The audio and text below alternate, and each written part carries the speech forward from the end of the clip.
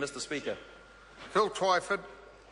Mr. Chairman, I want to address the question of why this national government has so completely failed to address the housing crisis. I think that's the interesting question. Everybody knows there's a housing crisis. It's affecting first home buyers. It's affecting state house tenants.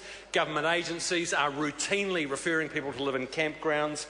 285,000 children are growing up in cold, damp homes and are constantly sick because of the state of our housing stock. The country knows there's a housing crisis. The National Party knows there's a housing crisis. That's why Nick Smith runs around like a jack-in-the-box every 2 days. He would turn up to the opening of a door handle. He's got some half-baked scheme that he announces every couple of days, like the one where he was flogging off broken-down old state houses in parts of the country where there is no housing crisis, flogging them off at knockdown rates to make it look as if he's doing something. We know there's a housing crisis. National Party knows it. But why haven't they done anything about it? That is the interesting question, sir, and that's what I want to address. Let's take the issue of these loan-to-value ratio lending restrictions. They've had the effect of locking out a generation of young New Zealanders from the dream of home ownership. And over the last week, sir, I visited a number of cities around the North Island, and some of those places are cities where first home buyers have been the worst affected in New Zealand by loan-to-value ratio lending restrictions. And I'm talking particularly about Napier, Wanganui, Palmerston North.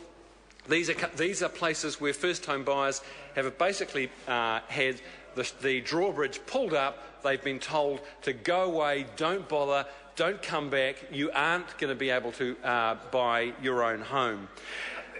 I met a young family in Hamilton. They had moved from Auckland to avoid Auckland's high property prices.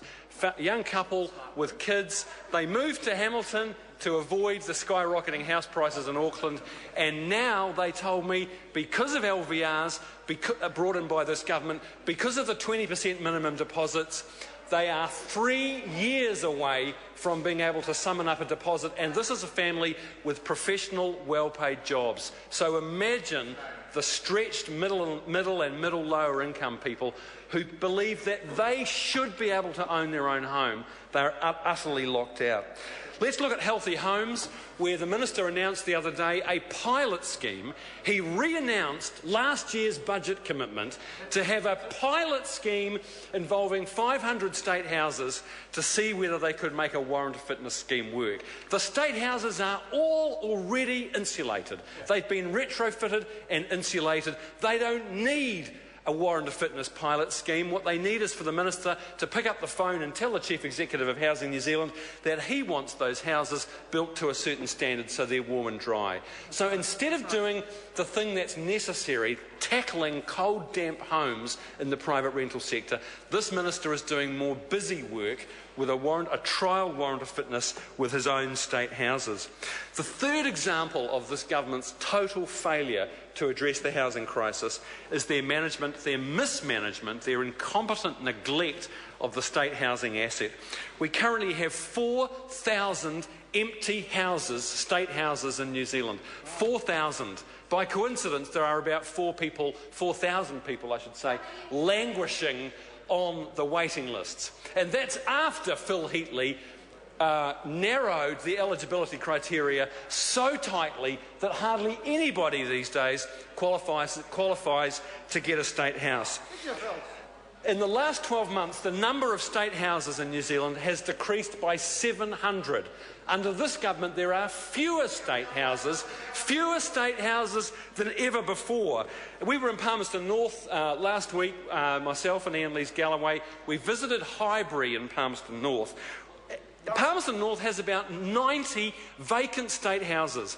And in Highbury, they are boarded up, they are covered in graffiti, they are a magnet for vandalism and crime, such as the neglect of state housing. It's the single most valuable publicly owned asset. $46 billion worth of state housing. And all over New Zealand, in every provincial city, you can see them rotting, boarded up, covered in graffiti. This government has bought downtown Detroit to Napier, to Palmerston North, to Hamilton, to Gisborne, to Wanganui, you name it. Honourable Phil Heatley. Worthwhile doing a timely comparison between the Labor Party record on housing and what's happened under the current government, and nothing would be more